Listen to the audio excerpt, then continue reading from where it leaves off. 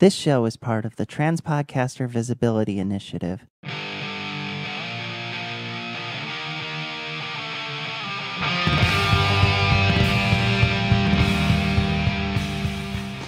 Because we're in essence we are recording. It's like, well, we're going to put this as weird news because we're the normies.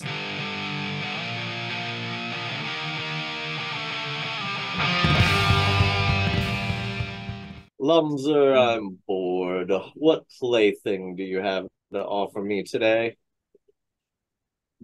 Something more audio odd. No, just kidding. Something out of the SK system, ma'am. And it's not from Florida this week. It's by Joe. It's from the other place that wants to be Florida, West Virginia. So, I'm gonna make you squeal, Piggy. Squeal! Well, I don't know where St. Albans is, but apparently What was it at? St. Albans, it just says ST.ALBANS. So St. Albans. Yeah, Albans. St. Albans, yeah. I want to say it's like middle of the state. The article is West Virginia man was arrested and charged with beating his mother in the head with a heavy duty spatula after allegedly huffing paint. Well, I think they should have put that allegedly a little bit. No, it's not. The huffing paint is alleged. The beating his mother in the head with a heavy duty spatula is confirmed. I can see him now. No, I wasn't huffing paint. I was huffing paint. No. Paint thinner than gasoline. Is that paint thinner than gasoline? No, that's my moonshine. Says according to a criminal complaint, the 30-year-old is charged with felony malicious wounding. That must have been one hell of a spatula, I'll tell you that, if it's able to wound somebody with it. Right. It's not one of them rubber jobs. Oh, God. Was it one of them metal jobs? It's got like the edge on it that you can cut with? No wonder. It just says, again, it doesn't say. It said, dispatchers say a woman told them that she was hit in the head with a heavy-duty spatula by her son and was bleeding badly. But the spatula companies are all like, was it one of ours? Can we use this in advertising? Strong enough to beat your mother with. It says police found the person sitting on a bench in the front yard. The person had a large amount of silver spray paint on his face and a steel bar in his hands. He was shiny and chrome. Glorious day. The police say they had numerous work-related encounters with this person and were aware he frequently huffs spray paint. And it says if he's convicted, he could face 2 to 10 years in prison. I watched that Mad Max Fury Road, and I was like, I gotta try that.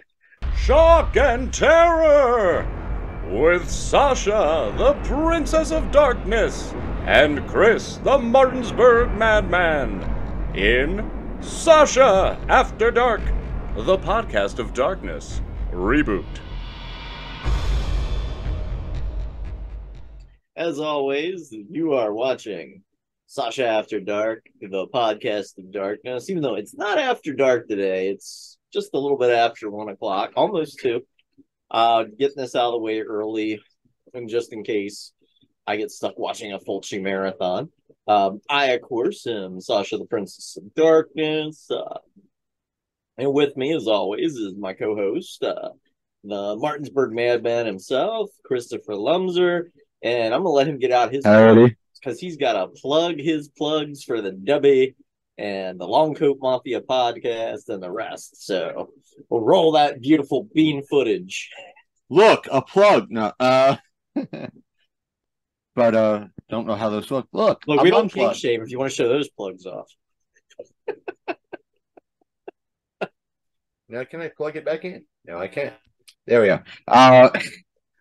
But I'm found on iTunes, the audio side, iTunes, Google Play, Spotify, the usual hangouts. Plus, I as well have a YouTube channel. Sasha has all the links. Yep. And so forth and so on. I am the internet's most hated Mafia-themed geek podcaster. That, according to some, because we haven't said this in a while, according to some, is a manifesto for mass shooters. As per those who never listened to an episode of Our show. So, and hey, I am Pennsylvania's most hated trans pan horror hostess who's too adult for Blobfest. The certain cuckolded spouse of a very popular Pennsylvania horror host.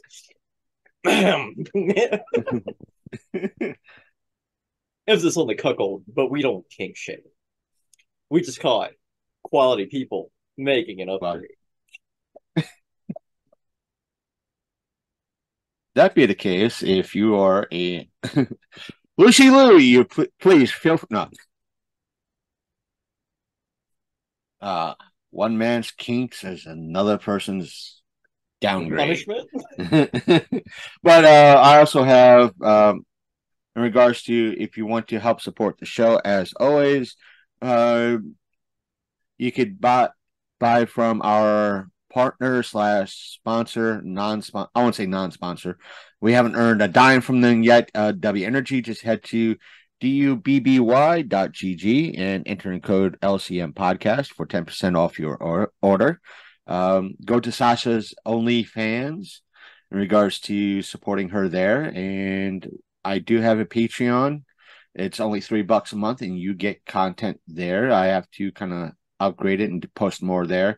And we also have a tip jar. If by Joe, we get enough money over the next couple of days, whenever you hear this or see this, all funds go to gas monies, upgrades for the show, extras for the show, and having fun. So, and we're not going to just pocket the money and run off like some people with their cryptocurrency scams, but alleged currency scams, but we use it for actual equipment, keeping the lights on, so forth and so on, and bringing you this marvelous content. And booze. And not to mention, if we hit certain goals, you'll actually see us get tattoos, goofy content, and so forth and so on, that you just have to contribute with that. We know money's tight, so every dollar counts, but if you cannot donate, as always, listen, sharing the post and getting the word out there always counts. Always counts. And the best part of it is like right now, on my OnlyFans, I am offering a free 30-day trial. So if you want to hop on, get a free 30-day trial, great. And if I see you hop on there and you get a free 30-day trial, I'll probably hop on and reduce the subscriptions down to the lowest price possible monthly. So it's like 35% off. I think what 35% off $5 is. Oh, math. It'll be like $3 and some change total a month, which is still cheap. And yeah, so again, it's not like I'm telling you to spend $20, $30. $3.25. That's not even a Coke at the movie nowadays. It's not even a pack of cigarettes. It's not even a gallon of gas. And you have to think, some cryptids out there want you to spend $3.50 or $3.50. $3.50. Damn, not $3.50. I mean, most people want $5 at a time. Who's that? That's the Loch Ness Monster. He keeps wanting $3.50. Something like $3.50. $3.50. From some Paleozoic era. Damn you, South Park, penetrating our pop culture like that. So, one of the first things that I want to kind of address, because we were talking about streaming last episode. It seems like we've been talking a lot about streaming. But let's go back to Netflix, because Netflix in and of itself, and you got to understand, they started out as the killer app that killed the video store. Yeah. And it wasn't streaming that killed the video store. Oh, no, no, no. It was the mail order DVD and Blu-ray service. Of course, at the time, it was just DVD. I want to say they got started in 96, 97. But you'd hop on a computer, you would say what movies you wanted, they mailed it out. The system was a bit archaic back then. But you get the movie. Once you're done with it, you send it back. They'd send you another one in your queue, whatsoever. And they slowly started to phase it out when they introduced streaming, and which was cool because when you initially had your option to rent DVD and Blu-rays, basically when streaming was introduced, it was like a free add-on. Here's some of the content that we have that you can watch for free because you get DVDs and Blu-rays from us monthly. It was a free service that was part of their DVD and Blu-ray rental.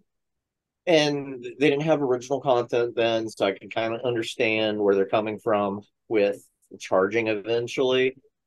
But even then, I always thought it was kind of unfair. And slowly over time, they have been killing their own DVD and Blu-ray service, to the point now that it is officially ending in this September. So if you're not part of DVD.com, which is part of Netflix, into September, it's gone. But what's interesting, I'm surprised.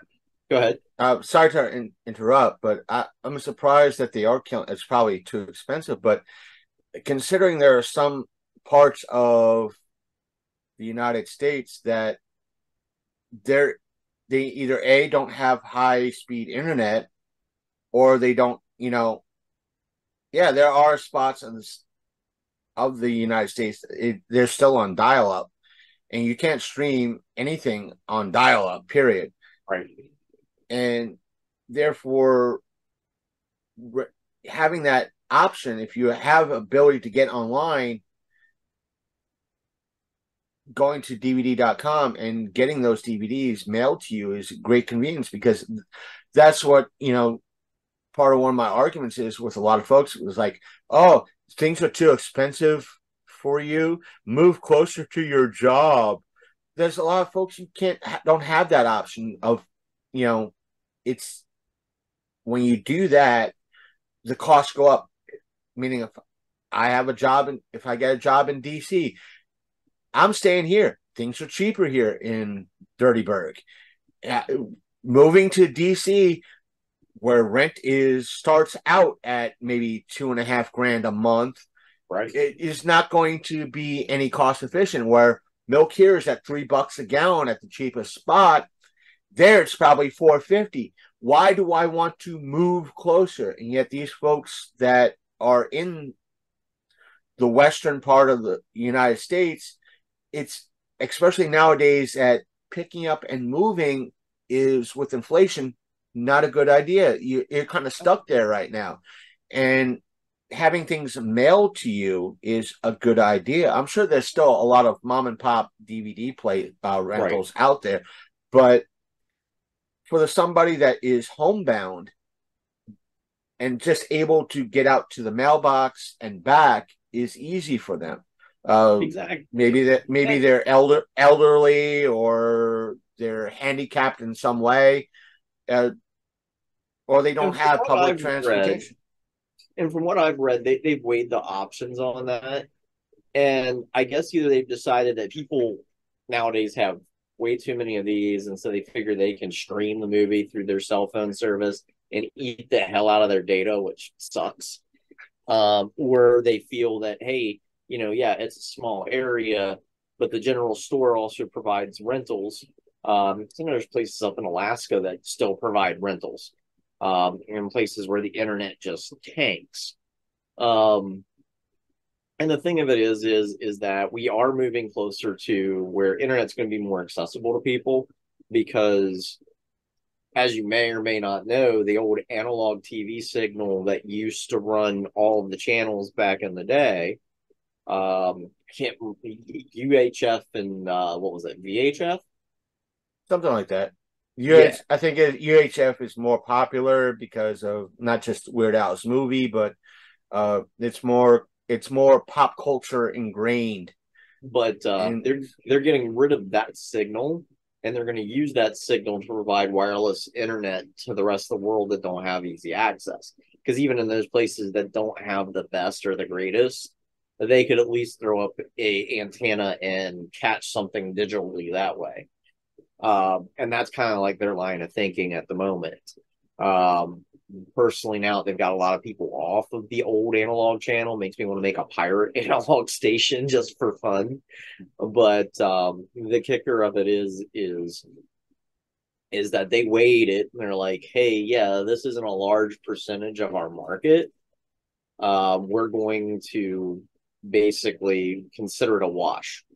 Which to a degree is unfair if you live in those areas, which I 100% agree with. But from a business aspect, if we're already making very little money off of the DVD and Blu-ray service as is, and we're planning on killing it because it costs us more to keep it than to run it, I mean, basically from what I've been reading, it's not so much that it's costing them, but they're consistently not well in the black, but they're not in the red either. They're break even. They're at that break even point where they're not making anything on it, and it's vestigial at best to them from a business aspect, and it sucks. But there are other people that have taken up that niche, be it Redbox, even though I've seen less and less Redboxes lately. Like I went into Walmart recently, and the Redboxes that were there are gone. I noticed when I went to, because I live in Chambersburg, the Chambersburg Walmart gone, the Shippensburg Walmart, no Redbox. And then when I went into Carlisle, same thing, and I'm like, where are all the Redboxes? I know there's a Redbox by a Family Dollar near me, but beyond that, I haven't checked the Walmart that I normally go to. Okay, but you'll have to give it a look. Because I haven't have to give it a look. Giants anymore. Now, they may have moved them inside more where I'm not used to looking, because they used to be right near the entrances when you first walked in, which is the greatest impulse place to get them. I know a few Walmarts have put them up toward the registers, but again, if you're not shopping, do you really want to walk the whole way through the store to get to the Redbox? Probably not. The red boxes, I get it from a marketing aspect. But the red boxes that were in the Walmart by me were the ones by the soda machines. Go in, get it, get a Coke, get a Coke, get a Pepsi. Yeah, and usually those are out by the entrances as you're coming in or leaving. Right. Yeah, they've moved some of them in like right near where the quick checks are, or where some of the other, like the pharmacy registers and stuff are. So like as you're walking out, it's right there. But I don't know. I haven't looked past those areas, so they might have just moved them further inside. But I haven't seen as many red boxes around, at least in my area. And the downside is something that we covered before, is that when you have streaming services like Netflix or like Disney or what have you, that has their own content, like upcoming with Disney. Ahsoka's coming up as per this recording in a few days. Netflix has Stranger Things, and that's something outside of what we have planned to talk about. I want to get into that a little bit. They're not putting out hard copies for those shows, or that content. That's another thing I'm going to cover here in a little bit, because I was shocked to see something happen recently while I was looking through articles yesterday. So we'll put a thumbs back into that. But it's that aspect, it's like when you have that's just two examples. I'm not saying it's like when you have streaming services like Netflix, Disney Plus, or Paramount Plus, or Max saying, yeah, we have our own content, but we're not going to put it on DVD. Right. In essence, you are hurting folks that go to a library to rent videos, or a mom and pop shop that is renting videos. It allows them to get watch Stranger Things, Ahsoka, or Mandalorian, or or the iCarly reboot in a way, Right. whatever you want to watch. And But in the day, it seems like a lot of these businesses are kind of severing their ties with physical media, which kind of blows. And as a result, since Netflix is ending DVD.com, they are basically, because a lot of people like me who love physical media, that way when I have it, I can watch it anytime I want. I just pull out the disc up until it gets disc rot. I have that movie for however long. Of course, I make archive copies. I keep spare hard drives and hold on to those movies. But the thing of it is basically, a lot of us people who love physical media have been chomping at the bit to get at this library, because a lot of us assume that when Netflix ends the DVD and Blu-ray service, that they were going to sell these outright to the public, liquidate the assets, because I would hate for them to look up some of the prices of movies that I know that they have in their catalog that could bring some major money. They probably are going to wind up doing that. We're going to see a lot of eBay and Amazon sales that come from Netflix, which wouldn't shock me. But what the trip is if you're still a member of DVD.com, and no, you can't run in and try to sign up for it now. I've tried. But the thing of it is that if you're a member by the end of September, if there's anything still left in your queue, they're going to basically send anywhere from one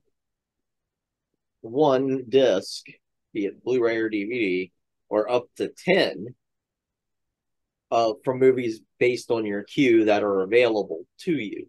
So you'll get one last shipment of either 1 or 10 Blu-rays and DVDs, and you don't have to return them. They're just giving them to you. And I guess it all depends on availability in regards to who gets what. Yeah, but even then, it's like that just seems kind of dirty. I mean, are they able to go in and load up their queue? Because they should be able to, to some degree. And that was one of the things I always had a problem with the DVD.com service when it was still Netflix. You never know how long in line you're waiting for a particular title. They did allow you to set up your queue and then first available.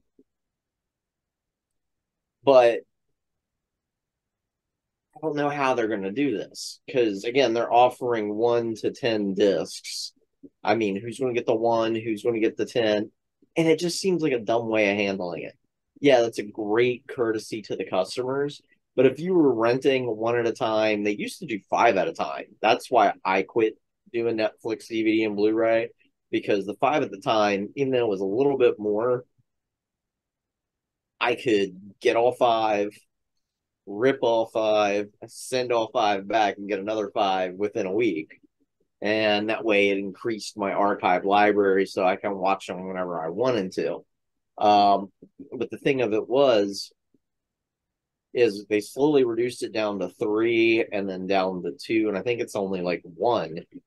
And I mean, that kind of blows. It's like, why does it matter if I'm getting 1 or 5 DVDs at a time or Blu-rays at a time? Might as well just let them all have 5 and be done with it. But the service is ending, and this is what they're choosing to do. And everybody's just questioning how they're going to handle it. And Netflix is just like, we'll just send it out randomly.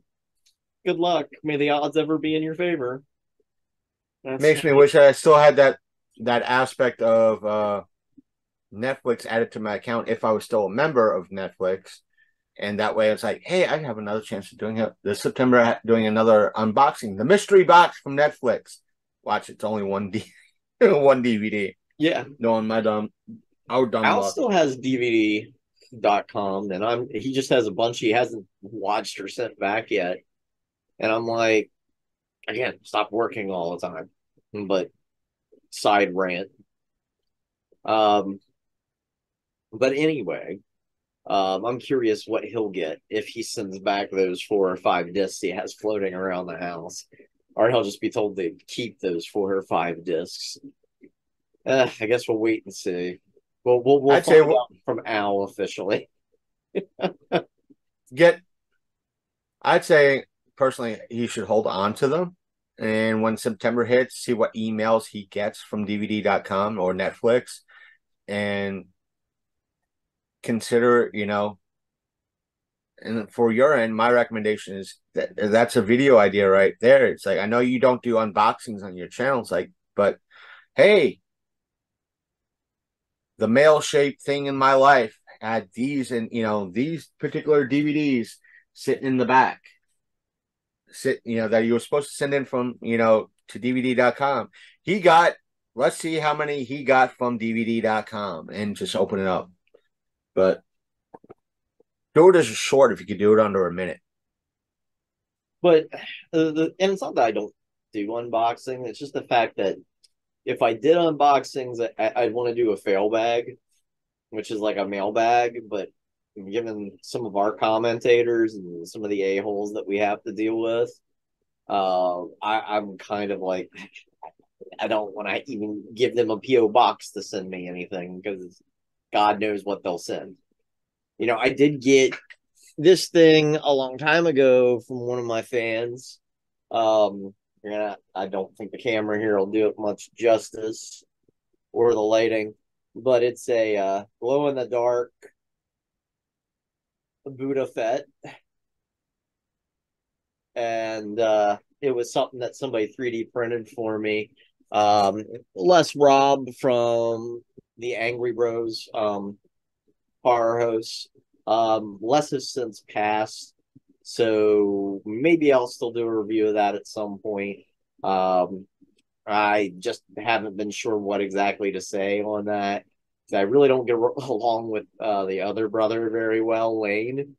But they were both out of Kansas. They haven't done any videos, obviously, since Les's passing. But Les was always a card, always inappropriate with me. I love inappropriateness and joking around. And he was like, well, anytime you want to move to Kansas, you get tired of the bullshit, you got a hatchet man here. I'm like, anytime you want to come to PA, you got a hatchet woman here. Yeah, but the thing is, maybe on your end, but on my end, there is like no interaction with any of folks. You have to interact. It helps the show. Even if I had the funds set up to say, hey, if I had a P.O. box, no one, heck, I have an Amazon wish list, and have I gotten anything off of it yet? No. It's like, I have an Amazon wish list also, but I just don't know if I would be allowed to put it on YouTube or anywhere else with some of the things I have on there. It's like, well, some of the things I have on mine, it's like, I haven't gotten anybody saying, hey, that stuff's too expensive. Can you find something cheaper? And I would probably put some cheaper stuff on it. But no one has no interactions, no nothing. So it's kind of hard to say that in regards to everything. I don't know. My Rumble, for only being a one-day venture, is starting to pop off. I mean, I think I'm sitting at 12 views right now, maybe more. I have to check mine. It's been a while since I touched my Rumble. I've got to. That came off more inappropriate than it sounded. That should have been. I'm sorry, but they need to make a deal with Hasbro and actually put Rumble as part of their logo. I would subscribe more often, as I say, as I play with Slug here. Yes, he is a beefy boy. He's a beefy boy. Yep, beefy boy. But I've got some news if you want to hear it. Okay. Speaking of Netflix. Oh boy. And because we kind of brought up Stranger Things. Oh boy. It came out about 5 days ago, so almost a week ago. Even though we're in the midst of a strike in regards to the Screen Actor Guilds and the Writers union, Millie Bobby Brown, aka 11 herself, has come out to say that she's officially done with Stranger Things. So I looked over the article, and she's probably the only one that has great success coming from Stranger Things, with her being in the Godzilla movies. Not to mention, she's done the spinoff of Sherlock Holmes, whatever it is. Enola Holmes. Enola Holmes. I'm not knocking her as an actress at all, or Enola Holmes. When I was on Netflix, I wanted to see it. I didn't get a chance to see it yet, but I'm not knocking the show. Her as an actress, Enola Holmes, or anything like that. She's tired of. I think the article pretty much says she's just tired of doing the property. I also know Disney's courting her now too, because they want to get her, Aaron Kruger, from Solo, to be in Donald Glover's Calrissian spinoff show. And Donald Glover and his brother is going to be involved in solely writing it. So I can already guess who they're going to get Millie Bobby Brown to play. But the thing is, think about who she looks like. It's pretty damn easy to figure out who Millie Bobby Brown would be playing. And I'm yes, please. But all in all, it doesn't say if she's coming back. Good chance she's coming back for season 5. But beyond that, she might be she might have the contract that she's locked into doing season 5. But beyond that, she's done. So they might be killing. Rumor has it, according to the article, that they might be killing her off, or one and done. But the thing is, not to mention the showrunners for Stranger Things said at season 5 it's pretty much done as it is. There's a bunch of controversy with that show anyway, because there was a bunch of writers that have been behind the backgrounds suing. Was it the Duffer Brothers that put that out? Yeah, I think that's and so that's been ongoing too. So it's not like it's something without merit. And that's what I think is completely trippy. And not to mention, past with the strike and all that happening, it's now been told, depending on who you talk to, it's season 5 is going to be filming or being put out in 2025, if not 2027. By then, they're not. Millie Bobby Brown and the rest of the cast, they're not kids right now. They're in their 20s right now. Right. So they're not going to look like kids anymore. Good chance they're not going to look like kids in 2027. By that time, the show's been out for over 10 years. Yep. And these kids none of these kids, I won't say kids, not kids, youngins. None of these youngins are, look like Keanu Reeves when he was playing Ted. I think it's Ted when he was in Bill and Ted, that he could pull off. But at least Keanu Reeves was able to pull off a 17 to 18-year-old when he was doing those movies. Right. Not someone who's going to be, at the time, 14, 15, 16 years old, and they're already tapping 30. Granted, Keanu, when he was doing Bill and Ted, was in his 30s, and he was still looking like he's 18, but Keanu Reeves is Keanu Reeves. Right, but at the end of the day, it is what it is. You can't run a show for too long. Right. And especially one that's focusing on young people if you're not recasting. And I know a lot of people poo-poo on recasting, but either you're going to have to do time jumps or you're going to have to recast. And that means you can't do set up a threat for the next season, especially when you're going to have a gap of 3 or 4 years before the next one comes out. And not to mention, Stranger Things is not Rick and Morty. granted, Rick and Morty has its own controversy, problems. its own problem, but it's the best example because Rick and Morty had I want to say time jumps, but with the animation, it's all voice actors. Number one, number two, they could do things. Okay, this year they could have that. I won't say time jump, but it could have that period of not being released of like a year, 2 years, 5 years between seasons here in a little bit. But I got issues regarding a voice actor and their retirement and the fan outcry about it. But it's a wonderful example, though. Yeah, it's not something like Rick and Morty where you could have a 2-year break or a 3-year break between the two, or if something happens between seasons like a strike, you could take that time off. But this you're dealing with kids. Granted, these actors and actresses have not they've already stopped. I won't say aging, but they stopped growing and everything else. But right now, I think the bulk outside of Millie Bobby Brown, no one's really hit that top level of success. Right. Maybe one or two. And to me, sometimes you just gotta let it go. Right. So one of the things that I said we put a pin in, because you brought up voice actors in Rick and Morty. Well, another popular voice actor, and it's something that we talked about recently.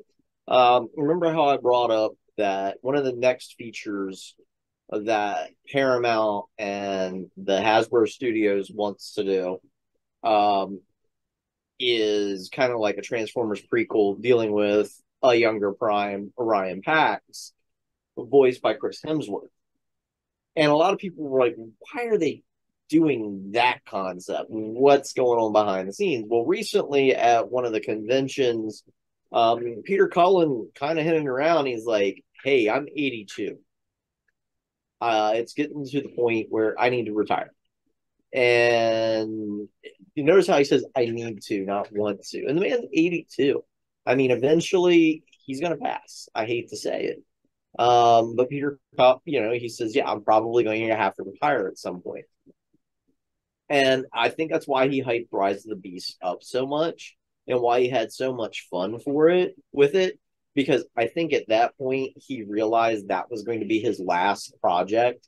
And I know Rise of the Beast has gotten a lot of intriguing hate to it, but now there's a lot of fanboys going back and re-examining it. Now that's on Paramount and things of that nature. And it's a fun movie. You just have to forget that the Bay series did not happen. Bumblebee did, and everything after Bumblebee is part of that continuity.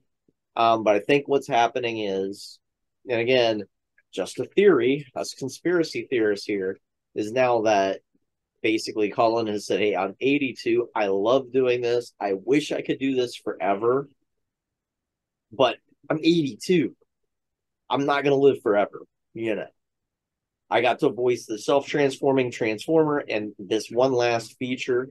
But you're not going to get another series or cartoon, or maybe not even another movie out of it, because you figure it takes about a year or two before a movie actually is filmed and comes out. And, he doesn't want something that's, a post-humor, humus or humor, or whatever you call it, once you die. Right. He wants it to end on a high note and not be, hey, this is my last film, and it only stand for that merit. He wants it to be, hey, this is a movie I did before I went into retirement. I had a lot of fun with. And hey, here's the new guy, and I fully support him. Because he supports Alan Tudyk doing the voice in Earthspark. And Alan Tudyk does a great voice of Prime. And he's all about, Chris Hemsworth being younger Prime. Because he's like, I feel as a character he could portray the young, brash Orion Pax. And later he could change his intonation and be an older Prime. And I'm like, I'm about it, because it was a conversation I had the other day. And I think I even said this the last podcast. Y'all need to stop casting older voice actors. We need to get new talent and new blood out there. And because life is not infinite. I know series and franchises seem to last forever, but at the end of the day, they're created and acted by people. And so you're going to see changes over time. Get used to it. Now, it's sad, but if he needs to retire, I say retire. I get it. I agree. But I want to say, if Hasbro and everybody was smart, they say, hey, listen, we know we want you to retire, but how about we go out with a swan song? And now this is my thoughts. This would be what I do. Let's go out with a swan song. Come back for one last movie. Let's bring Hot Rod or Rodimus into. No. Yes. Share the Gen X drama. No, because this is my thought process. Because they've started what I consider the Bumblebee trilogy. You got Bumblebee, you got Rise. But Bumblebee has a character arc between those two movies. Or give it to Bumblebee. Yeah, that's what I'm saying. Give it to B. Make B Hot Rod, the next Prime. Goldbug. No, Goldbug never happened. We don't discuss Goldbug here. But in a way, have Prime pass. Like insert boo this man. Boo. Have Prime pass and hand off. Granted, in this universe there is no matrix of leadership, but kind of, sort of, not exactly, but it's but you still have him hand off that Prime, that title of Prime. If there's or that way, if there is the theories of that matrix of leadership in the Bumblebee new timeline, he gets to hand it off to Bumblebee or, somebody equally. It's been Bumblebee that's been the constant. Hand it off to fans. Are not going to like it. But this is how I would do it, because I'm a sick, twisted fuck. They've already kind of hinted at time travel, because with Rise of the Beast, they brought in the Maximals. And even, Optimus Primal makes the statement of, I'm from your future and your past. And so time travel was already an element. Do a movie that starts out on a war-torn Earth, where the Decepticons have finally won the war, and the only surviving Autobot is a heavily re-engineered Bumblebee. And have that go back in time and be like, hey, this is the pivotal point of the war. Megatron, because we haven't had any sort of hints of Megatron in this new series of films. And then you finally cap it with some serious Megatron shit. Because Frank Welker's still kicking it. He's still voice acting. And you can have, like, the final Prime and Megatron confrontation, and you can have like this whole plot point with old B confronting young B, and hey, this is where you can step in and change the time of the war, but you need to step up and be a leader and accept the fact that Prime is going to die, and that it's not time to give up, it's time to step up. And I think it would make a complete character arc. And I think it'd be something that would work for the fans. It's one of those things that I would have to find. It would have to be fine-tuned, but that's how I would go with it. I'm like, yes, time travel sucks, but it'd be kind of cool to do a Transformers Days of Future Past, to kind of reference X-Men, but not a film that sucks.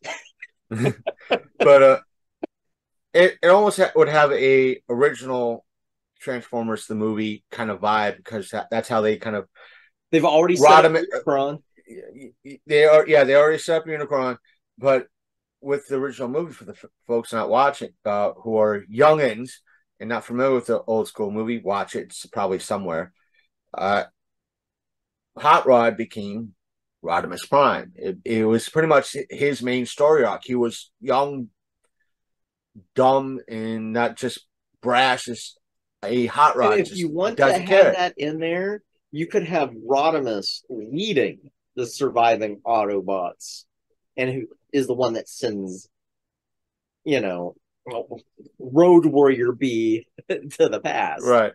And I think that could be interesting and complete the cycle. Basically, hey, you need to step up and talk to your older self and prevent Megatron from doing whatever he's going to do. You could even probably throw in the reformatting, but let's not call him Galvatron because that's kind of lame. We don't want to do too many Bay throwbacks. But yeah, I think it could be an interesting an interesting way to cap it all. I just have it as a trilogy and be done with it. And it'd be a great way to set up that new game that's getting ready to come out for Transformers, where the war has been lost, and these group of human survivors that are dealing with the Quintessons are rebuilding the Autobots to help them. And so you get to play as a tank. If they do what they say, you could have that little bit of an Easter egg, even if they do Megatron and Galvatron, not the same what we see in the original cartoon movie. It's like you have Megatron, or in that aspect of Megatron becomes Galvatron, and he's the one that led to this point. Have it in that new movie. What did he say his name was? This guy's name was Galvatron. Just that older beat, Galvatron. And all us who remember the movie were like, they did it. They did it. They did it. What did he say his name was? Galvatron. And just have like Unicron as a looming threat, because I think it works better because like Rise of the Beast does not destroy Unicron. I mean, it's a freaking planet. Right. You're not gonna win that fight at the end of the day. So kind of have that as a looming threat. And basically have older be explaining, hey, yeah, because you kind of pussy out here, the Earth has no defense against Unicron. And I think that could be an interesting way of doing it. And it would tie back into Primal and the whole 9 yards. Now I have Primal step up and talk to B and like, hey, this is how history went down in my timeline. And this is what you need to do to get to the good timeline. Right. Kind of like both the apocalyptic B and Primal kind of mentoring young B, like, this is how you need to step up. This is how you need to be. Look what, you need to don't fuck up. You need to be you have that capability. Don't fuck up. Yeah. Don't be brash. And I think that would work, but that's just me. And you would have the great, awesome, ultimate dovetail for Peter Cullen to end out on. And that's just how I would see it. Yeah. Again, but nobody's going to give us the ability to write that. It's like, send me money. I'll do it now. I'll be a scab. I'm part of no guild. Speaking of, because we had mentioned earlier, because there's some things on Netflix and Hulu and other services that have yet to come to Blu-ray and DVD. I was shocked because was at Walmart the other day. If you do not have HBO Max and you have not watched The Last of Us, guess what's on Blu-ray and DVD right now? The Last of Us? Yep, the complete first season. You can pick it up on Blu-ray and DVD. It's probably now for digital as well. I know the copy I saw on Blu-ray came with a digital code for Vudu, so I would assume you can buy it. You'll have to look it up later, but that's available. But here's the catch, and this is what I think is kind of a kicker. Hulu / Disney has stepped up and says, yes, we're going to be dropping a Blu-ray and DVD here soon. And of course it figures, because I've been trying to figure out every possible way that I can pirate this without it crashing my computer. They're finally releasing Prey onto physical media, as well as Vudu and other digital platforms for purchase, so you can own it. So thank you, Disney and Hulu, for making this easier. This is a whole year after the initial release, which makes sense. And maybe that's a model that they want to keep with, because that gives you a whole year of people basically having to have the service in order to watch it. And then a year later, it hits a physical media or a other digital download service. Now, granted, that hasn't been their model for theatrical releases or anything of that nature, but I guess they got enough demand from Prey to finally advocate for a Blu-ray DVD release. I just hope it's not bare bones with a lot of recent Blu-ray DVD releases that I've seen. Like, don't get me wrong, love Evil Dead. I went ahead and rushed out and got Evil Dead Rise when it hit Blu-ray and DVD. But now I kind of wish I waited to see if they're going to release a deluxe version with a director's cut. Because the cut that's on Blu-ray and DVD right now, very bare bones. No background, no deleted scenes, no nothing. It's like, here's the movie, enjoy. And yeah, The Last of Us is on Vudu right now. The complete season starts at $24.99, so it's like $25. Yep, and that's not bad. That is not bad because you would have spent, because I want to say it ran for about 5 or 6 months on HBO Max. And so that's about what you would have paid for monthly fees for it anyway. But yeah, if you wanted to own, there you go. But yeah, Prey is supposed to drop within the next month or two to physical formats. So maybe I'll get off my ass, and that much maligned Predator retrospective will happen. I'm getting ready to drop the Blob video here soon. That had different delays for different reasons, but I was going to release it this summer anyway. But we're not getting into that history. Watch past videos, you'll figure that out. I'll probably release a video of my own discussing all of that at some point. Just so certain people who don't feel they can get away with some bullshit. So there's an archive and a record out there. But anyway, yeah, that's basically what's been going on with streaming and services of that nature. So yes, we're finally getting some physical releases of things that we thought we'd never see. And on top of that, we're getting, definitely some changes to streaming services, but there's a lot of negative and not a whole hell of a lot of positive, unfortunately. And to kind of get rid of that article, to kind of, why am I that far back? To get into, because I want to get into kind of two things, if I can. You can. There are two things I want to get into, but they kind of are hand in hand with each other. First thing is, it's been announced, Microsoft announced that as of July 29th, 2024, it will be shutting down its store for the Xbox 360. So all the older folks that are still using the Xbox 360, they won't be able to buy anything off the store digitally at the end of, pretty much the end of July next year.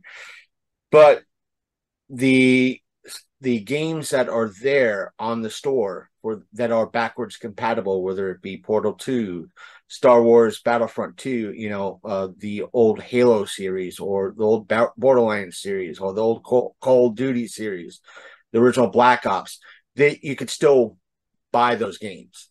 And on the Xbox One, the Xbox One Series S and X, you could still buy those games. They will be available to purchase for, as long as you got the modern console, you could buy those and still play online. I don't know if you buy something like Call of Duty, the original Call of Duty Black Ops, if you'll be able to play online in online matches or not. I think it depends on how the game operates the matches. If my memory serves, if you play like Call of Duty, it's not a central server somewhere in like Nebraska or someplace like that. It's in essence, if you're playing a Call of Duty match, somebody on in that match is the host console. Meaning if they have sucky internet and their internet goes down, everybody's kicked off the game, that match. So I don't know how that plays with everything. On the similar note, the reason why I said that, because it's come out within the past week or so, or it will be coming out. Rockstar Games is releasing or has released a remastered version of Red Dead Redemption, the one that came out in 2012, 2014, and around there. The one that appeared on the PS3 and the 360, the original game that the sequel is based off of. Fans are pissed. Now, this is one of the few times the Xbox fans are pretty much kind of quasi-quiet over. It's mainly the PlayStation folks and the Switch folks, because there's no online multiplayer at all when it comes to this remaster. It comes with the add-ons, but no multiplayer. And folks are also mad that it's not 60 frames per second. It's not, the graphics haven't been upscaled or anything like that. So it's a I think it's like between $50 to $70 game that Rockstar is selling this for. And a lot of folks are like, it's not high quality, it's not this, not that. But again, on the Xbox, you could buy the game for $30, the 360 version, and it comes with multiplayer. I could probably hop in a multiplayer match on right now on my Xbox One for the original Red Dead. I have it installed. I could play the game right now. If you folks wanted to buy it, they could save between $20 and $50, $20 to $40 for the game. And it comes with multiplayer. Yeah, it's the same quality graphics that you'd be playing on the PS5, meaning it's not even 1080p. It's probably 780p at best. And it's going to be 30 frames. And heck, the Xbox, from what one person said, even in emulation, you could get it to do 60 frames, and there's a possibility the Series S and X under the emulation for the system to play backwards compatible games could get it to that quality. So fans are upset, and I have to look into one or two of the videos. You might have some of the PS5 Sony diehards and the Switch diehards going, we could do it better. And I want to take the viewpoint of Mudar. I'm butchering his name, from Some Ordinary Gamers, a little bit better in regards to this. That on our emulation you could get it better. So if you could find it physically, like getting a PS3 copy or a Xbox 360 copy off of Amazon, then do it. Get it. You have that hard copy like we were talking earlier, and you could play it under emulation, whether it be Steam Deck, or if you have something that is able to play physical media and emulate that software, whether it be on your PC or what have you, do so. You'll be able to get, and especially if it's able to upscale to 1080p or 4K. It depends on the system and graphics card you have. I'm not that kind of guy, but either way. Right. Only other thing. Go ahead. I don't think there's anything else really to discuss. Outside of that, I'll save the other thing for next time we speak or anything like that. What's the other thing? Pretty much, Wizards of the Coast pretty much got caught out, or they caught one of their artists using AI art for doing. Pretty much what happened was, the artist. Are you surprised? No. The artist had a history of kind of, depending on I'm probably getting it depends. Yeah, when you have like 5 different people trying to give the story, everything gets a little bit muddled. So please forgive folks at home and Sasha. Depending on who you listen to and who you read, the artist he's not one of these that just types on a keyboard saying, I need X, Y, and Z. This artist does it mostly himself and uses AI to help finish things. And therefore he doesn't hide any of the fact that, hey, I use AI to help me with my art. And pretty much Hasbro and Wizards of the Coast tapped him on the shoulder, hey, we want you to do art for us. And some of his work made it into the current books. And they're like, that's when he was called out on it, not so much the artist, but when Hasbro was called out saying, hey, this artist uses AI to help him with the art. And that's when Wizards of the Coast was like, oh my God, yada, yada, yada. It's like, oh, guess what? So-and-so, you are fired. Bye-bye. We do not condone AI art in our books, so forth and so on. Again, it's Wizards of the Coast and Hasbro.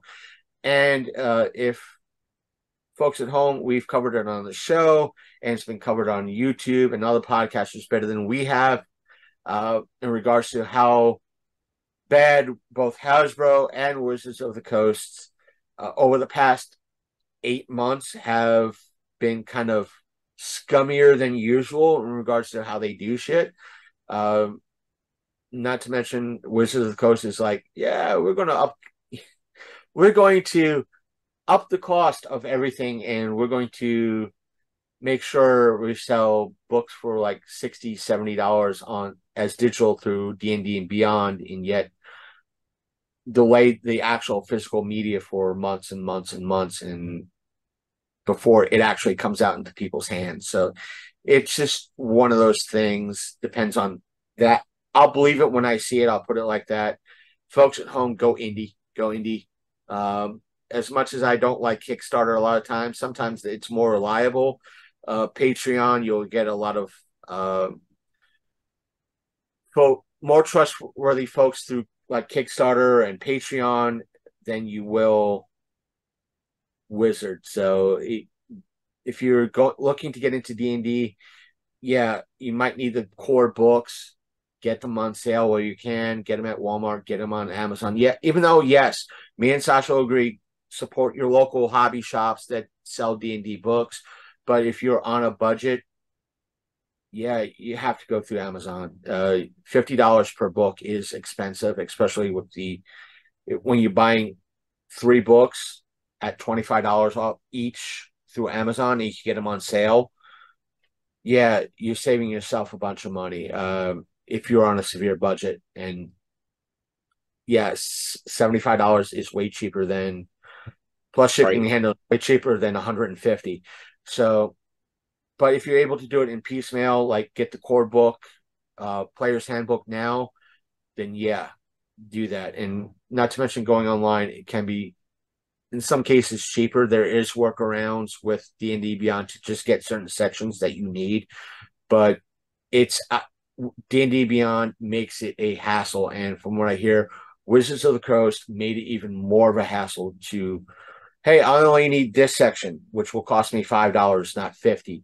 And they're making it more and more of a hassle each and every time. So do we encourage piracy? No, but we will tell you, we can recommend see your friends. See your friends. See your friends. Speak to your friends that are into the hobby. Good chance they could hook you up. I say just fly the Jolly Roger and be done with it. Our flag means death after all. And folks at home, I'm sure since I don't have a printer myself, to test it. If I did, I would be more than happy to test it. If you're able to get the PDF files yourself, through either, depending on your means, I'm going to say legit means, there's nothing stopping you from printing those files out yourself. Yes, it's 300 pages or roughly 300 pages. You could make your own books. If you print them out, but back to school season is in full swing, and places like Office Max, Staples, if there's still staple stores around the country, Walmart, Target, all sell binders and little plastic sheet paper like holders, which is like the sheet holders.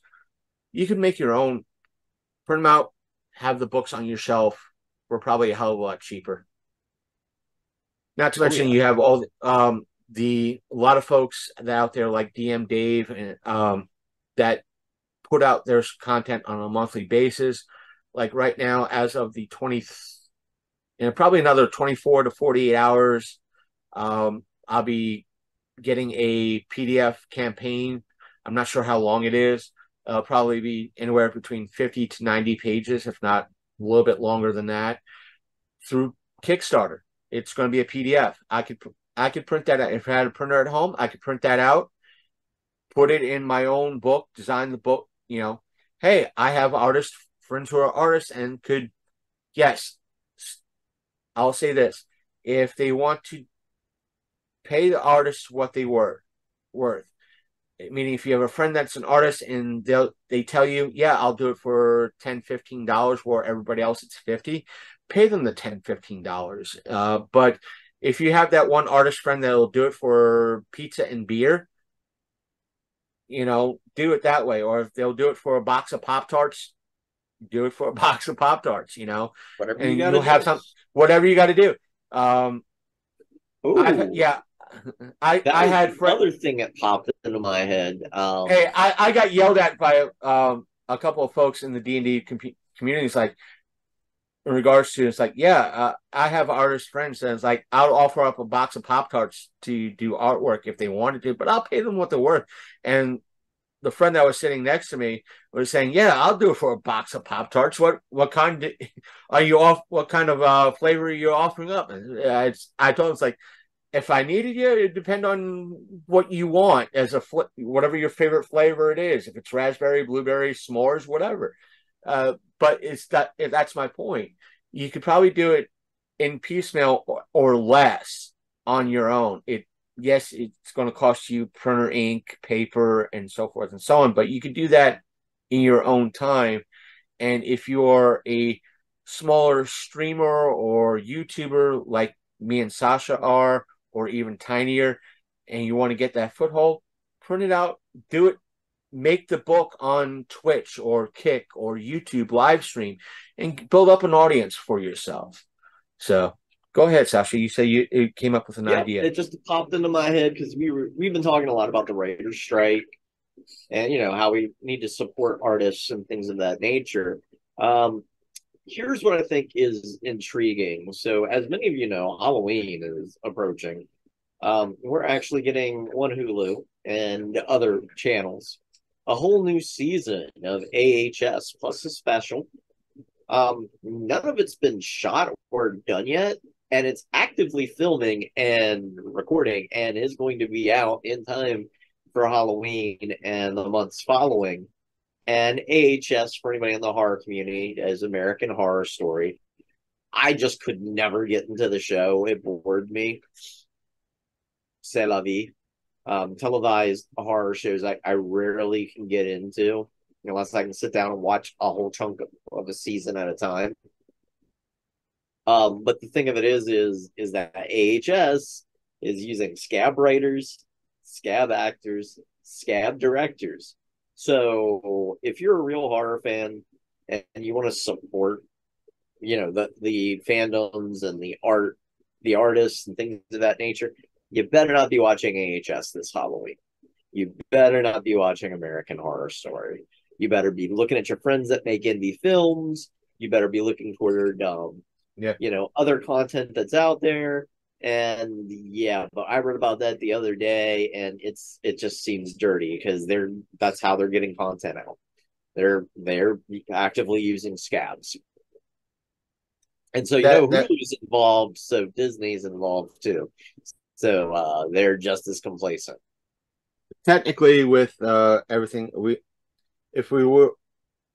could have been compliant with what the SAG and writer strike compliance in regards to influencers that, hey, or we shouldn't be talking about places like Netflix and Disney and current projects that are working on because it's part of the list. But we are right now, both me and Sasha are kind of like the tiny little bit of creators. We're barely, are we content creators? Yes. Yes. Are we influencers? We're not that big. No, nowhere in the slightest. We don't make a living doing this. We still have our crappy 9 to 5s, our 3 to 11:30s. Mine will be here soon. But even with me, I've watched a few like TikTok creators that it's like, hey, I might only have like 5 to 10 million followers.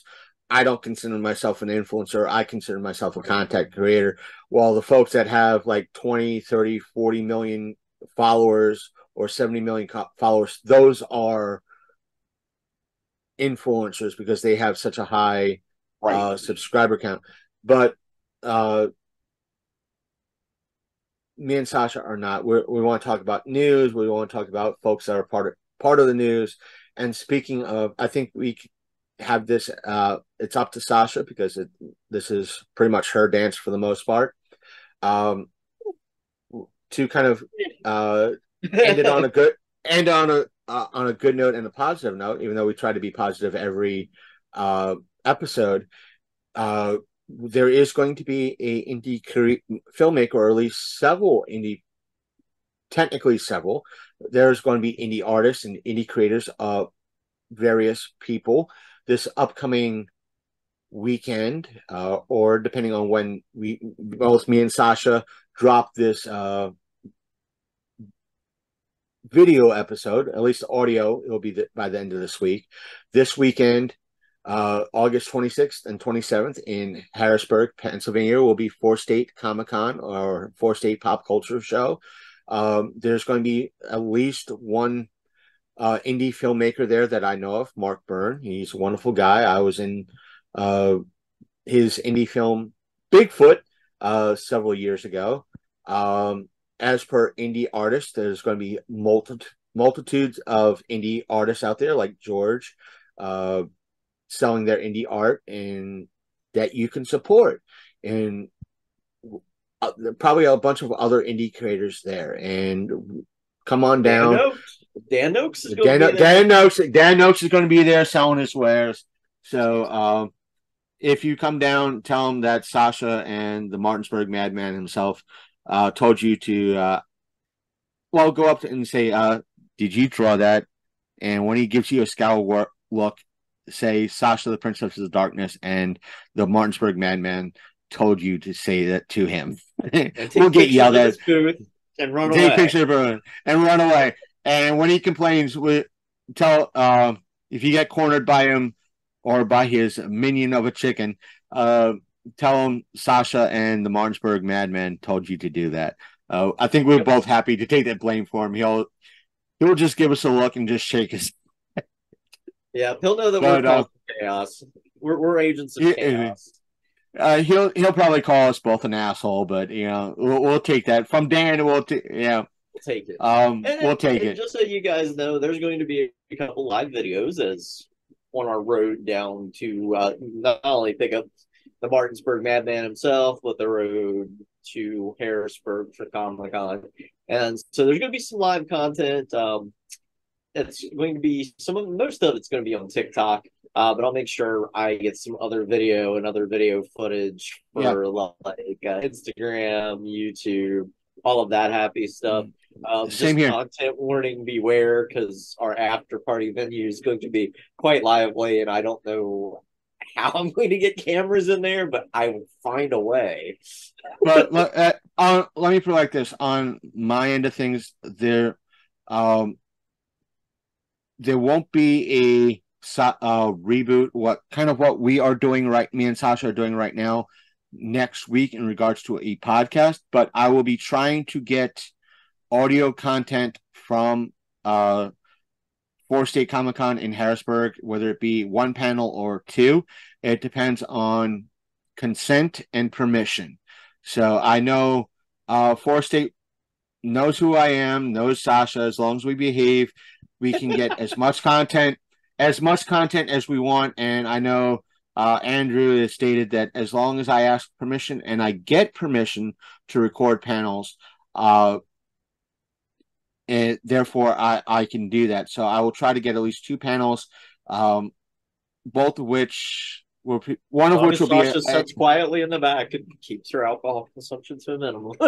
So, but I will try to get those panels for you, at least 1 panel for all of you out there, to kind of fulfill the void that week. If not, I'll record something solo. And who knows? We might even get a podcast in on Sunday, so we're going to be hanging out Sunday. So either way, we'll try to do something. We will have at least something on my end for all of you out there, for all of you boys and girls, ladies and gentlemen, and aliens of all ages. And of course, our people from the ether that love to talk and chat. Right.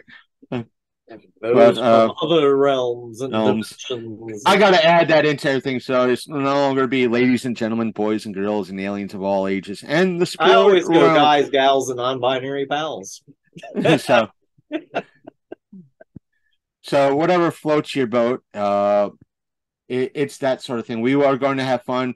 I found a pack of radio batteries that say they last 12 years. I know I got them within the last 2 or 3 years.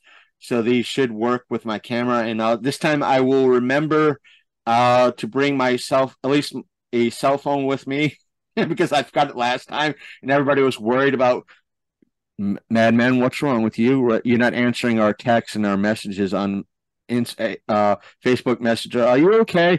Is something? No, I just forgot my phone at home. So I'll have. I'm gonna mom you when we get there. When we pick you up, be like, did you pack your cell phone? You got a charger? You got fresh pairs of underwear? You wearing clean underwear now? Underwear now. You go in there and it's I'll have a camera, I'll have photo, I'll have batteries for everything. I'll make sure both the current camera I'm using, the non-potato camera for the show, is charged. The extra battery for it is charged, so that way we could have. I think I have a similar hat sitting in the back. So un chapeau. And I'll be. What did I do with the? Don't tell me it fell. It was a work score. Wow, I was cleaning out the maintenance office. I can't find what I do with the mask. I'll have the mask with me, so yeah, I'll bring the twin mask with it. I just gotta find like red lettering that has like an H or something with it. If you want, when I packed overnight, I'll put the one of the extra things in it that has an H on it for you to use. So all right, just as long as the H is visible, because this one's black. They should be visible. So it's golden. It's like it mimics the one that I have. That way we could do a whole. You'll never learn. Do you? Just wander around with a mask on. Just for a little while after I get all the panels and it's time to sit down. Do you want a flamethrower, a fire axe, a machete, a crowbar, so you feel armed when you're with us?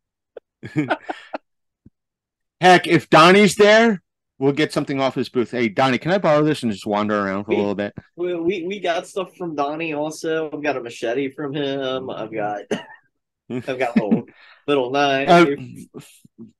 Folks, Donnie Drum is a wonderful gentleman at period, end of story. We'll grab something with him. So chit-chat with him. Heck, we'll grab him. We'll cause mass chaos. That's what you want to do. I mean, no, he's a little young. That was kind of groomery. No, I'm talking Donnie. Donnie. I'm saying you were saying you were going to grab him, and hence I was not that way. Not that way. I always knew you were a touch funny. I can smell my own. Do I really need a shower that bad?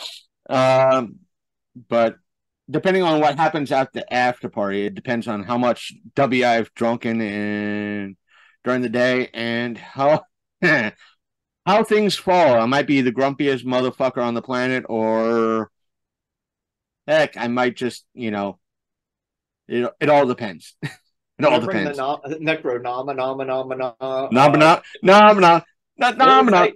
it's actually called the Necronomenom. Nom nom. And they have a version for drinks, for mixing drinks. I'm like looking all over it. It's like sitting right next to me. I'm a little mess. Like I'm looking all like, where the hell did it fall behind me? No, it's sitting right here by my remote. Up a goodie bag. I'm gonna need that mask, the hockey mask, the claws. I got to put and folks at home, if you're listening to this, I will have my baggies of dice and with a business card of how to find the show. And in his long coat, he'll have the other baggies. I'm not bringing one of the long coats with me. If I dug out a duster, man, put that shit in my hand. But it'll have pins and I'll have stickers and all kinds of stuff. So while supplies last. I'll have a big shopping bag of that will have a decent amount of dice for all you dice goblins out there. So just look for the trans chick that's built like a truck in a mini skirt, and she'll have the free stuff. Also will appear to be heavily armed, but not. Or find the large framed fellow or semi-large framed fellow wearing a baby hip sack.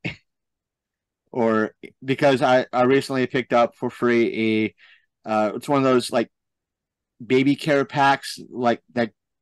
It's like a fanny pack, but it's not for like keeping baby supplies in. I'm like, I could repurpose this for my show. That way I'm not lugging around a stupid backpack all the damn time. I have everything in holster level. One of those buttons from the 80s to put on it that says baby on board. So, in good chance, George and friends will be our base of operations during it, or Dan will be our base of somewhere will be our base of operations. D&D Designs, or what's that studio that they 21st. No, that's Dan. 21st Century Land Shark is Dan. EPG or something. MP art. So either way, we'll be there. We'll be bugging the usual band of idiots, and I know depends on who's there. We'll have fun. We'll have a few laughs. We'll behave reasonably within chaos. I might have to be the straight man in a lot of things. So there are, as I said, there's 2 panels I wanted to get. More ways than one. There are 2 grabbing Donnie. Straight. Yeah. There are 2 panels I want to get at Force State, one of which is the Power Rangers panel, because it's been a Longcoat Mafia podcast tradition over the past 8 years for some ungodly reason. And that's one of the things when I approach them to record it, it's like, if you tell me no, I'm going to go back to my home base of operations. I will be creating a meme with Rita Repulso saying, after 10,000 years, the curse is broken. And they'll look like you don't understand. But the other one is about the trope of rescuing princesses and all that. That's Sunday, and hopefully I get that. Of course, the Princess of Darkness has got to go to that one, because ain't nobody rescuing my ass. But it's stuff that I would like to get. Good chance I'll be going gonzo. I told Sasha like earlier, should I bring everything? And she's like, yeah, don't. Just for the sake of everything, keep everything small. Journalism. You all you need is your Acapulco shirt, your T-shades, a leather brief satchel full of drugs, and we're good. And I'll be saying quite frequently, as your attorney, I advise you to take this. But with me, it'd be Sasha will probably mother me. Sasha, she'd be like, have you drunken anything today? No, I haven't. I'm in Here's a bottle of water. As your attorney, I advise you to drink this bottle of water. You're not hydrating. You're slowing down. I advise you to drink this cup of W energy drink. Here's this bottle of water. It's the Russian water. I can't think of the name of it, but it starts with a V. It should do you pretty well. It's made from potatoes. It's good for you. It's low carb. And later that day, Al's wondering why you have to wheel me out with a handshake. I found this handle of stuff that's named after a 90s band, and it looks clear, so I think it's safe. It strips paint. It'll probably be one of the few times that that night will probably be one of the few times I'm actually drinking beer. So, Woo, beer. Beer. But anyways, yes. Anywho, stay tuned for live content. We'll, like I said, I'll make sure I throw something on TikTok. I know it's been a while since I've been on TikTok. Sorry, guys. Yeah, same with me. It's been almost a year since I posted, or several months since I posted something on TikTok. Yeah. I'll do something this week. And then I'll make sure we get some content for OnlyFans and YouTube. Probably whatever I can get for the after party will be OnlyFans. I would probably have to use my cell phone for that. Any content for if the after party, depending on what's going on. Just that I would say thankfully I don't have D&D tonight. So after recording this, I'll wander up to the store, get a few items, and when I wander back, it'll be trying to work on either editing this episode or clipping out last week's episode to post up. And I have one video post up right before that's the unboxing of the book I got the other day, and that will go up like right before the weekend, so everything, when people pick up the cards at 4 State and so forth and so on, they'll be able to at least have videos on at least my YouTube channel to recent videos to watch, and they'll have recent audio stuff to listen to also. To let Sasha know, I'll be posting the audio version of this closer to Friday, and I'll post a kind of a lost media type episode on either tonight or Monday. That way there's 2 big episodes this week. I just want something, our fresh recent episode, closer to 4 State for the folks, instead of something really far back in the week.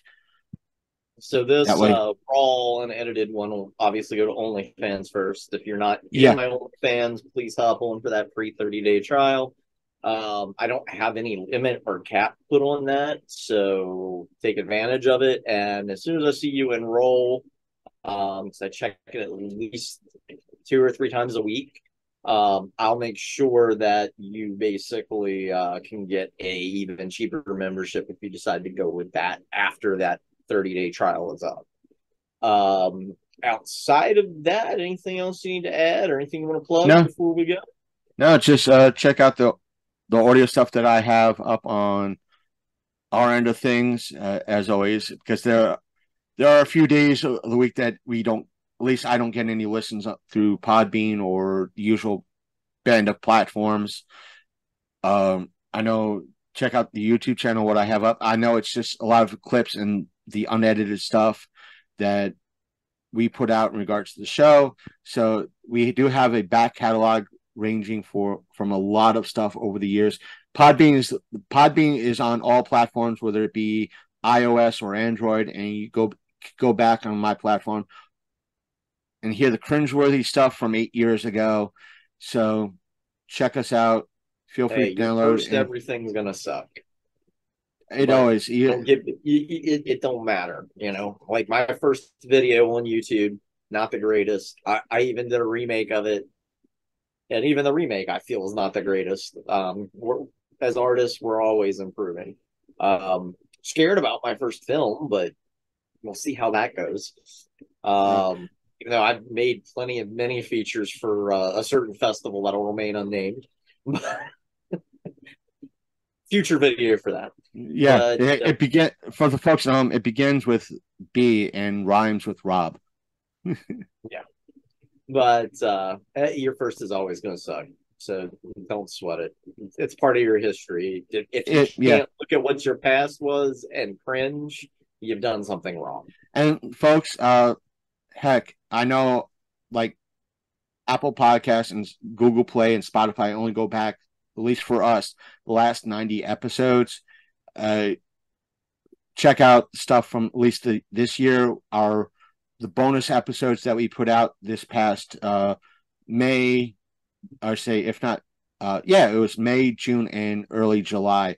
We put out a lot of retrospective episodes in regards to stuff from the beginning, like the past 8 years. Some of the beta episodes we put up, some of the early episodes we put up, hostful, so you could hear the cringe and how we started. And heck, download the stuff that me and Sasha have done over the past several months. Give it a listen, several years. Especially the past few weeks. And speaking of, because I've had a few people ask me why the reboot title. Well, I wanted to do a change in format because past podcasts have been kind of hodgepodge, and I also wanted to keep track of the number. And this is episode 22, which, wow, of just the reboot. And that's because we're doing a cast pretty much at least once a week, aside from times where I was ill or something of that nature. Right. So you get at least a bare minimum 3 or 4 episodes a week, whereas in the past you didn't. And it was a change in format. I wanted to kind of have that. And not to mention on my end, the reason why me and Sasha teamed up is because at the time when we started this, the reboot, rehash, repost, call it what you want, I was going through burnout. I needed new content. I needed doing things solo is rough. Sometimes you need another person to bounce things off of. Sometimes you need somebody like to take up the devil's advocate side of things. And even though they agree, sometimes you need somebody to have that, what about this? And take that opposite side. And when Sasha wanted to do the reboot, and it was the perfect match. Like, I need to get out of the slump. I need to get, new content up. It was a mutual agreement of, hey, let's share, let's, team up, and maybe we could have that rising tide lift all ships, so to speak. Exactly. And it gives you somebody, like you said, to bounce off of, and it gives you more slice of life content. Because as my OnlyFans have been saying, like, we really love this stuff at the beginning of the show, because you're seeing how the episode's getting set up. You're seeing like things that you could talk about, but you don't really talk about. Because anybody who's watched, and yes, last week's edited episode is up on my YouTube right now. You get a little taste of the behind the scenes in the first couple minutes of the episode. Then it kind of cuts to the logo and credits. And then we go into, hey, Lumzer, there's a lot of shit you guys are missing if you're not on my OnlyFans or listening to Lumzer's audio only podcast. That's the only place you're going to get the full deal meal. And so, yeah, make sure you're looking at both outlets. And the thing is, with the pre-show, when you hear it first on the audio side, is that we work out topics prior to hand, not just it's pretty much the rough cut of what we talk about in show.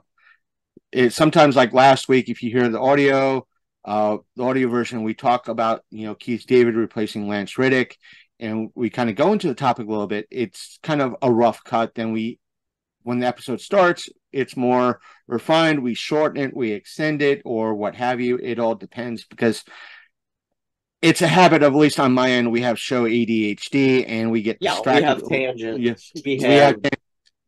And so you get that little beginning, you get the tangent, and you get extra stuff. Like, we kind of went on a bit of a Godzilla dip last episode. Was it last episode or the episode before that? Yeah, last episode. Well, we kind of touched on Godzilla, and if you listen to my version of the cast after it's been edited, that's completely gone. There's certain things, even Hellraiser a little bit, we dipped into. And if you're not listening to it on the other platforms or the audio only, you're missing out. And that's why I wait, or at least I've been waiting a week to post the unedited video on. Yeah, you get it audio, but if you want to see the video unedited stuff, yeah, you see it first on Sasha's end.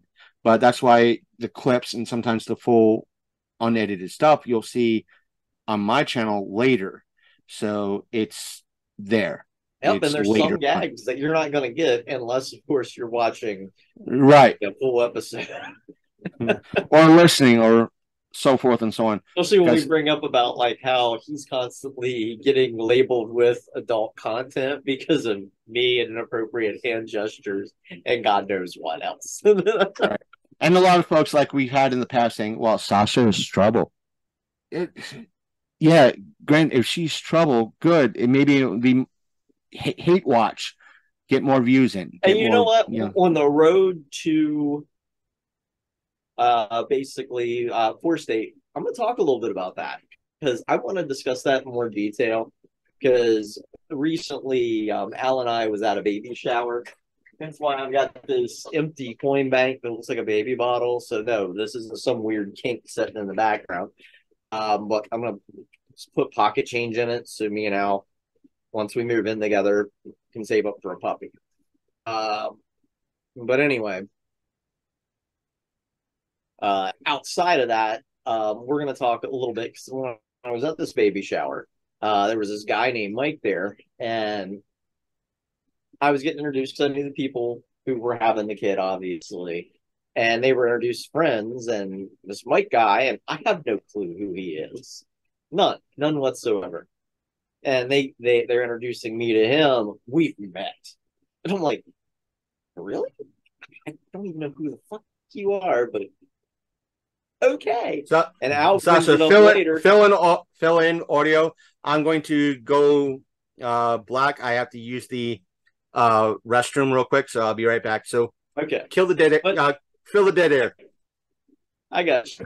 But anyways, the guy just is like, yeah, we met. And I'm like, okay. I don't remember you. Don't know who you are. And I didn't say this, but I just kind of shrugged and went about my business. And later Al's all like, hey, who was that guy? And I'm like, no clue. And apparently, I guess he's a guy that has worked on like podcasts that have had issues with me in the past. And I'm like, I've never been on that podcast, never talked to people on that podcast. And yeah, these are people that hate on me. And it's interesting. It's one of those things that I really want to talk about when we're going into a new venue at Harrisburg. So I've never been to 4-state in Harrisburg. And I just want to see what kind of response I get from the public at large, because there are people that absolutely hate me. And I don't get it. It's like, for example, I recently found out I love to drink at your house here in Chambersburg on occasion. No clue as to why, but for some reason I was blocked on their Facebook, and I'm like, well, that's weird. I can't pull up their stuff on my personal Facebook, but I can on my business Facebook, and I'm like, I've never done anything terrible in there because they usually close by 10 or 11. Hell, I'm still followed by like Roy Pitts on both accounts. You know, they're now known as Liquid Art. And I've had problems with them in the past simply because, you know, they had a rapist in their employee, and I'm not a big fan of that. So I kind of stopped going to that one. And I don't know if anybody who could hate me, I would understand that, but they don't have me blocked. But yet Gear House does. And I've only been to Gear House a couple of times, and I'm like, what the hell? Because I come in, I drink, I pay my tab, I leave. I don't see what the issue is. I mean, I've never spoken ill of them or poorly of them. So I don't know. I'm curious to find out. But I guess I'll find out somehow in some way, shape, form, or fashion. But yeah, it's interesting because I'm going to an event there on September 9th in honor of Pride. It's called Sounds of Pride. And I'm just curious if that has anything to do with it. I'm thinking it might, because I'm the girl who started Pride in Chambersburg, and people have ran their mouth about that forever. And it's just weird. Heaven forbid you're the loudmouth trans girl. And I think 9 times out of 10, that's the majority of the problem. But I don't know. I figured I'd ping pong it around with Chris when we're doing the trip, just to hear Chris, and you'll get to meet out my boyfriend, my partner, during basically the whole live thing. It'll be interesting to bring up some of these incidents, like the whole Gear House thing, suddenly blocking my personal account, but not my business account. And I'm like, well, what's going on there? Because I've never had an issue with Gear House. And then the whole thing with this Mike guy at a baby shower who has worked for a large podcast out of Hagerstown that apparently has a hate on for me, the podcast, as well as this Mike guy. I've never met these people and I've never really interacted with them. And I just don't know if it's just because maybe there's a bigoted side, or maybe just because I'm a loudmouth that speaks my mind and I make people uncomfortable, so they fear me. So might as well shadow ban me because, you know, they got skeletons in their closet and they're afraid Sasha might find them. But anyways, that's something you'll get exposed to during our road trip. I'll hear it when I hear the full tale when I edit everything together. So I'll probably get filled in when we're on the road trip. No, I figure with the road trip, because I'm going to bring it up, because I need somebody who might have some details on all of this, but not everything. And I just kind of want to see what your take is on it, what Al's take is on it. And then obviously I'll let everybody know my take on it. Got no problem doing that. And I think it'll be a curious thing.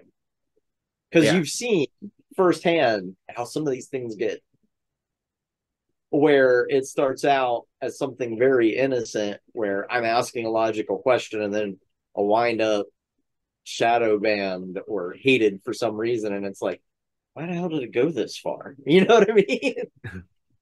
Like certain events that go unnamed. But it's more than that. Just keep in mind, on the way up, we might have to stop for coffee or else I won't be able to function. Okay, we can do that. Just don't spill coffee or get coffee on me. You'll be okay. That's fine. Do you know how to operate an EpiPen? If not, we can learn. If you think you're going to be buzzed on W, I'll be buzzed on EpiPen, and that's not fun. That's a 24-hour hell. I'll keep the stuff within my personal space. I'm very cool. So it's the as aspect long as I don't drink it or am submerged in it, we're good.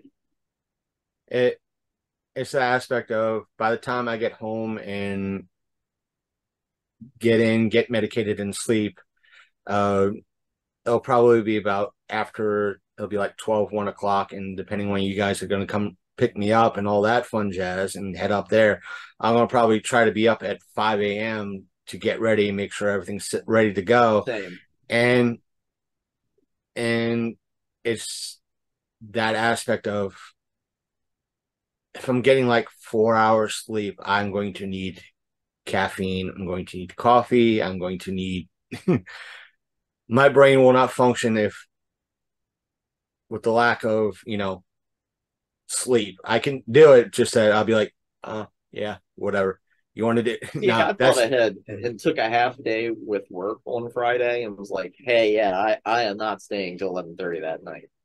Well, how's the kitchen going to be cleaned? I literally looked at my boss and was like, I don't know whose problem it is, but I've already been approved on the time, and it's not mine.